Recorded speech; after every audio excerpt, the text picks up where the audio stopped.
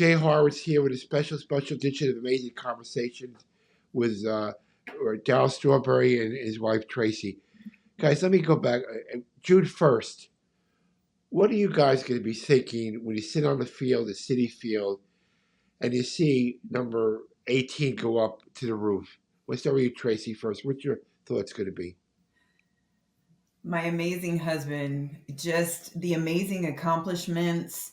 18 represents a lot of things, not just his accomplishments on the field, but his struggles off the field and the man that he is today.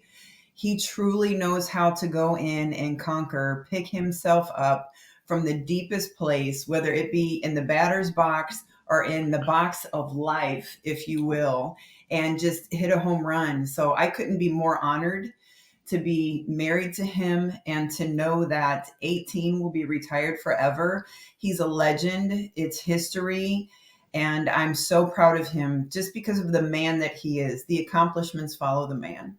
Darryl, how do you top that? That's very hard to top right there, Jay. Yeah, she's great. She's tremendous. She's amazing. I'm really blessed to, be sitting here, and my life is so different because of her. And the journey that we've been on together, I think, from all the great things I was able to accomplish as an athlete, I think the things I've accomplished more in my life was being a husband, a father, and a man of faith. I think that speaks a lot about what number 18 represent on the day of June the 1st, from all that I was able to achieve on the field.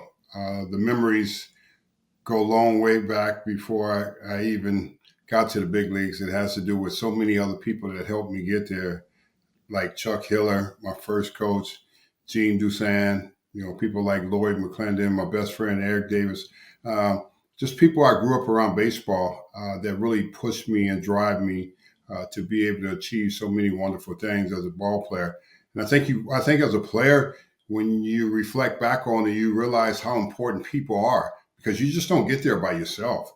You get there through other people seeing the gift that you have and the talent that you have, and they believe in you and they help you and they encourage you. So I'm really thankful for all the people that along that line that was a big part. I can go down the list from Bill Robinson, Davey Johnson, Buddy Harrelson, Bobby Valentine, just people that are very special to me to represent 18, because it just doesn't represent what I did. It represents what everybody else around me and the teammates that I had around me helped me accomplish. March 12th wasn't exactly a happy birthday for you. I had a heart attack, and maybe a day or two after that, you said to me a very cunning statement. You said, "My wife saved my life again," and you used the word "again." Why don't you Tracy, why don't you go through that day first? Remember back when you took him to the hospital and he didn't want to go at first. He didn't. And that just testifies to the strength of Darryl Strawberry. He's a fighter. He knows how to play hurt. He knows how to live hurt. He knows how to press and persevere. I mean, he's a man in such a way that it's incredible. And it's hard. That's why God puts people in your life. And I believe he put me in Darryl's life just to be able to see the signs, to know when to say stop pushing, stop pressing, just stop. Something is wrong here.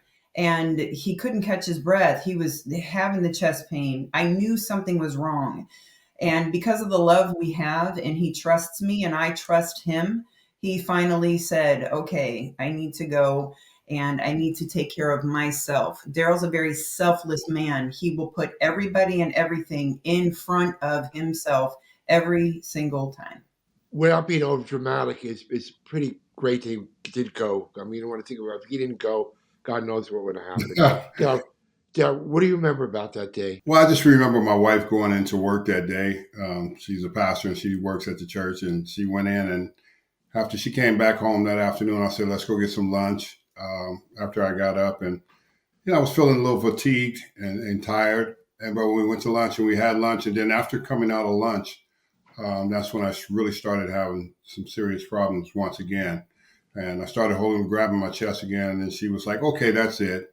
we're headed into the emergency room. And from there, I finally agreed after a long day of, debating about going, because she kept telling me I need to go to the doctor. And I just don't believe in that. If it's not broken, I'm okay. That's the way I see things. And that particular day was no different than any other day that I would look at things. And she just decided that it was time. And I said, okay. And once we got in there, I realized that I was in deep trouble. I was in a different position that I've ever been in before, sitting on my back end and realizing that I wasn't going to be moving from there, and I was going to have to experience something really different at this point in time. So 3 weeks after that, still recovered from a heart attack, Darryl wanted to come to New York to honor his friend Dwight. And Yes. in all honesty, you weren't really thrilled he made the trip, right? It was a double-edged sword because I was concerned about his health. I know my husband. Um, I was with him as far as championing Doc Gooden because he's an amazing man as well, had amazing accomplishments. And Darryl is a person that is going to cheer people on in life and love no matter what. It's part of him. You can't take that away from him. I didn't want to take away that experience from him or Doc. And at the same time, sometimes, Jay, you just have to grab on to these strong men and say, you have to slow down a little bit because this is a life or death scenario. And I know how he will push himself again to celebrate the people he loves. Darryl, why did you feel you had to be there for Dwight? Well, because of all that we've been through as teammates and in our personal life also too. I think it's important when you play together like that and you achieve so much, you do not want to miss that ceremony of somebody being honored for what they accomplished. Because I was right there. I was there in the midst of it all the time and seeing the greatness of what Doc had accomplished. And I just wanted to be able to be one of the other teammates there, cheering him on and saying, "We love you, and we know how great you were for us and what you accomplished for all of us." It meant so much, not only just to New York City and Met fans, but just all of us that played behind that. We realized how great that was to be able to watch that and be a part of that. And full disclosure, you weren't feeling great that day. I mean, you let us put you in a chair. You were not 100%. And when I told you we should go, you didn't fight me on going. I was about to fight you, Jay. You know what I said? I said I promised your wife I would take good care of you. So You I had did to live tell up me to that. I had to live up to my promise. Yeah, for a minute there, Weighed out my mind. For a minute there, I thought I could stick around, but I started to feel fatigued, and I realized that I needed to get moving. I didn't need to interact with a lot more people because it had been a long day, and it was actually my first time being back out on the road, being on the air flight, just getting used to everything all over again, getting used to being around people because most of my time has been home with my wife and, the kids. They've been coming in and we've been spending quality time together and just family time together as I go through this process of recovering. You don't know what it's going to be like when you first get out there. So it could have been a bigger challenge than I thought I could handle, Well, you made it through and everybody was still you were there. And Tracy, let me see that when Darryl said to me the other day, she saved my life again. I want to go back to when you guys first met, 2006, right? So you've been married for 18 years, 19 years. Gonna be 18. It'll be 18. It'll be 18 for the number. Yeah, for the number 18 this year. The number 18. Perfect. And now that's when really the ministry started. Which for people who don't know, Darryl was on the road probably an average 200 days a year, prisons, hospitals, churches, on death row, try to do the right thing for people.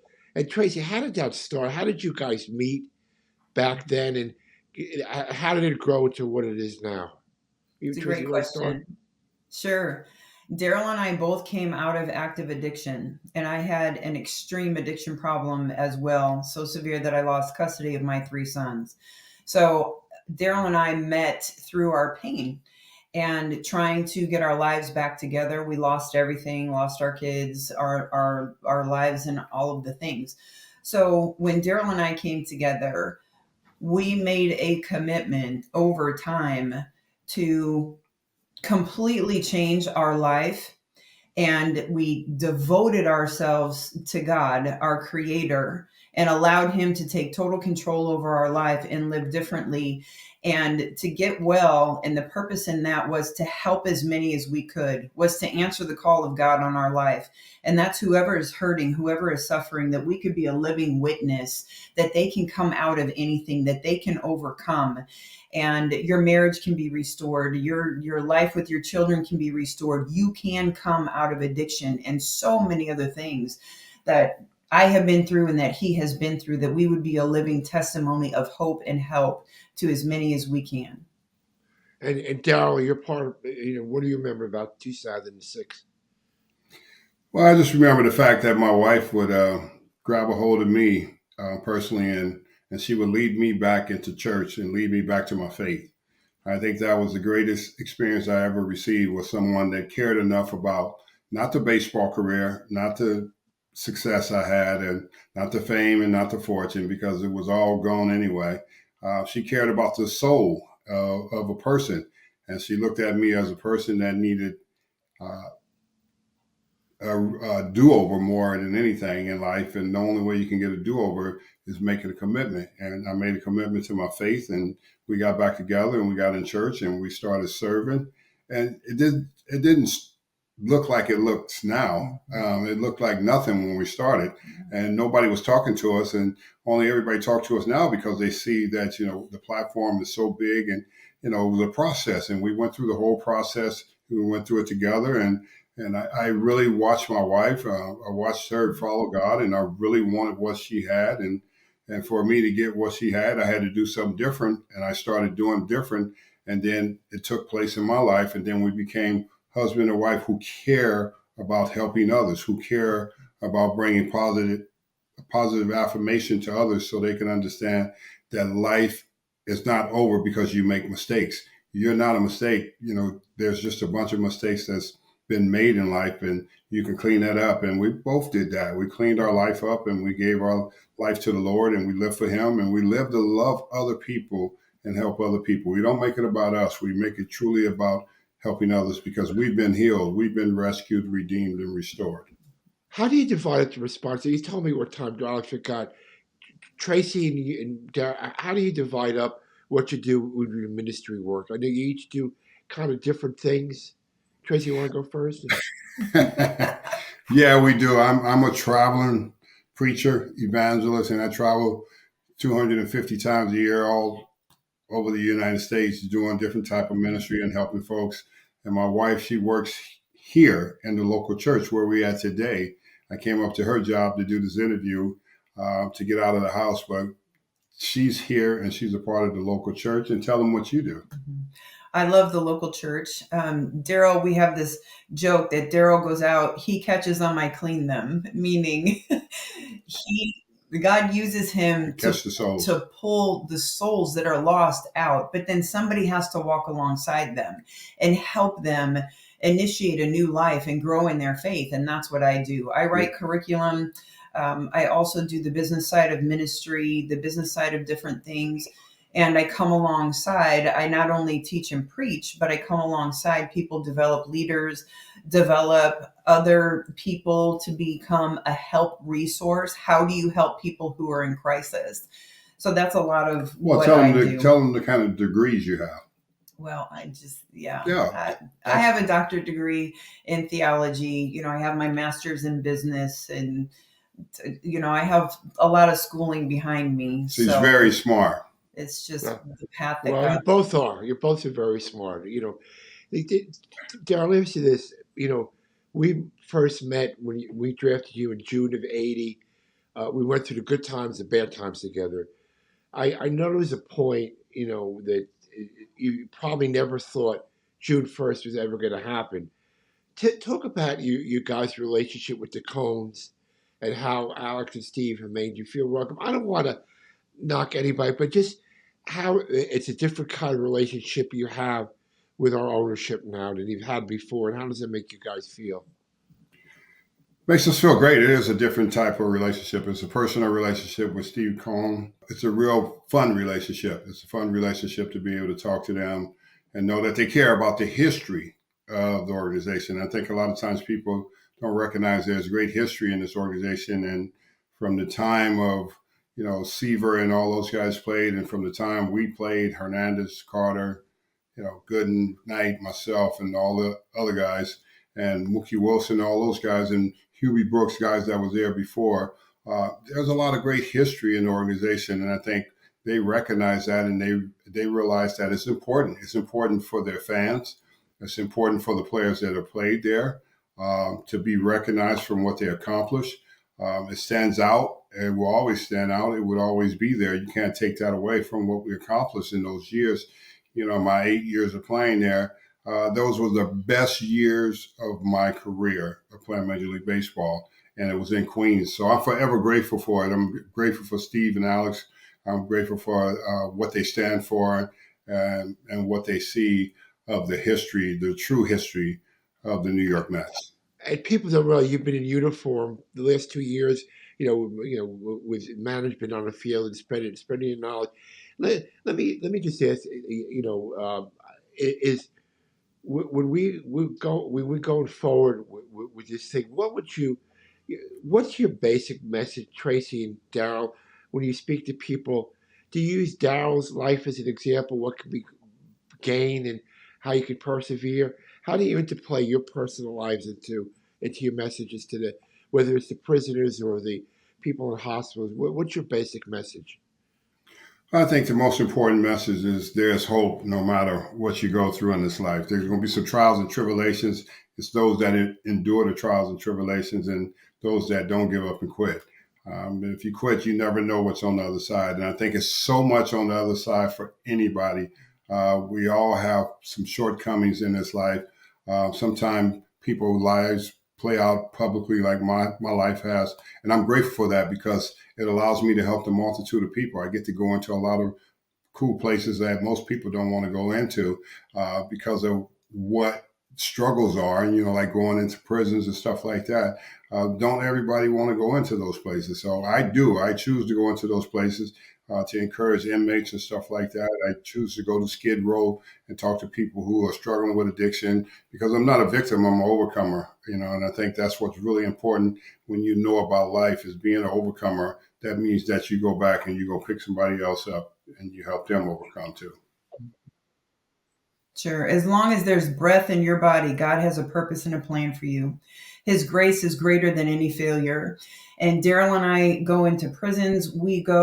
Most people think it's just prison, it's jail, it's things of that nature, homeless. And that is a huge population. But it's also the people who are suffering silently, that have a lot of money, that are very successful, that they don't know what to do or how to overcome. So the message is, you can overcome. And also, what are the steps do you need to take in order for that victory to take place? So it's not just one message, it's a message and then a message that follows it. How do we live this new life out that God has given us another opportunity to experience?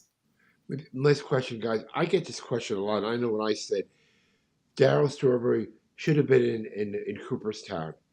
But my response is maybe so, but what he's doing now is probably more important than a plaque or something on the wall.